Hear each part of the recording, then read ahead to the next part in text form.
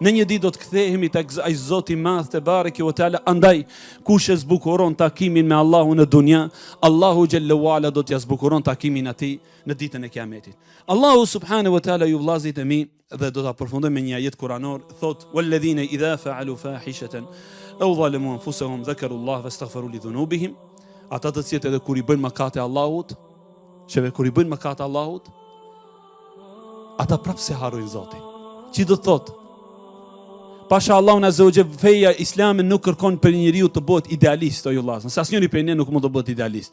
Na dije Zoti xhallahu ala se ne jemi gjunahqar, por ata që pasi ti bëjnë mëkate Allahut, ata i kthehen Zoti xhallahu ala. Kurse për gëzimi dhe mishdja e fundit, o ju vllazën, se ata të cilët i kthehen Allahu dhe pendohen tek ai me sinqeritet të plot dhe e kthehen tek ai me zemër të sinqert, Allahu xhallahu ala atyre ju jep një dhuratë shumë të madhe, një myshdë dhe një sihariq.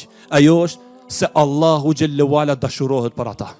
Allahu xhallahu ala thot në Kur'an: "Inna Allaha yuhibbu at-tawwabin." Me të vërtet Allahu i don shumë ato që pendohen dhe kthehen tek ai subhanahu wa taala. Dhe këtu në këtë kontekst, për dashurisë të madhe që e ka Zoti ndaj atyre që kthehen dhe pendohen me sinqeritet tek Allahu xhallahu ala, se Allahu do t'i trajton me një trajtim të veçantë në ditën e Kiametit. Pejgamberi sallallahu alaihi wasallam thot: "Dhe kur do të ringjallemi para Allahu xhallahu ala në ditën e Kiametit, Allahu do ta merr çdo njeri prej nesh vetmas për ta bë llogari."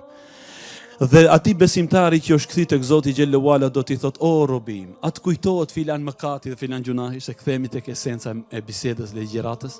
"O robim, atë kujtohet ai mëkati që e bonin?" "Po, ja rob." Por arsye se ishim mëkatar dhe gjunaqar. Pa të kujtohet filan mëkati dhe gjunahi, derisa të mendon njeriu se të shkatrohet, Allahu xhallahu ala pe dashurisë që e kishte ndaj atij do t'i thot: "O robim, unë ti mbulova ato mëkate në dunja dhe unë ti fal ato sot. Andaj merre librin e veprave nga e djatha dhe shko në xhenetet e larta." O Allah, të lutem